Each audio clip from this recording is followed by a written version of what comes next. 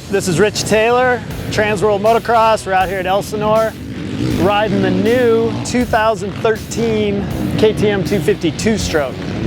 I did a lot on the two-strokes last year, the Yamaha, the KTM, and got to ride them quite a bit and just had a blast on them. I mean, you know, I talked about it last year, how much fun they are. They still are. When you ride four-strokes all year and you get to get on a lightweight two-stroke, and you know, they're real snappy, they're just so much fun to ride, man.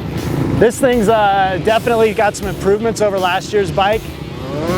I felt the biggest improvement was the suspension. This year they went to like kind of US settings, which, you know, believe it or not, the tracks in the US are just so much different than in Europe or Japan especially, but you know, more jumps and stuff, and obviously they went to stiffer springs, a little meatier valving, you know, a little slower rebound, just made it so you can ride our tracks, especially out here in Elsinore. It's all jumps, man.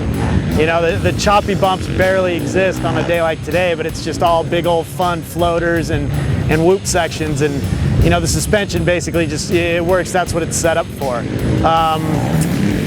As far as the motor goes, the thing is pretty funny because it hauls ass. I mean, it really does. The thing absolutely rips. I was chasing my son over on the vet track actually, and almost looped out because I was going to go manual through some whoops, and the thing just hooked up and just barked right out from underneath me. It was pretty funny, but they went to a new V-Force reed cage, which just gives it so much response off the bottom, and then it just allows it to just rev. You know, two-strokes, you got to shift them. They don't rev like a four-stroke, they'll fall off, but this thing, man, it revs pretty far. You know, there's a couple times I got caught off guard, a little bit lazy over some of the big jumps, and still pulled me and launched them. They did some stuff with the triple clamps, made it so the forks don't quite flex as much, but they're a little bit more forgiving. You just notice it out there. The whole bike just feels real good. Charging corners, man, a two-stroke, it's so much fun to get behind somebody on a four-stroke and be able to just reel them going into the corners. You can just outbrake them so far. It's just a lot of fun. Overall, this bike is, you know, it's right there. I know if these things were legal, I think they are in the 250 four-stroke class. I don't know why everybody doesn't ride one.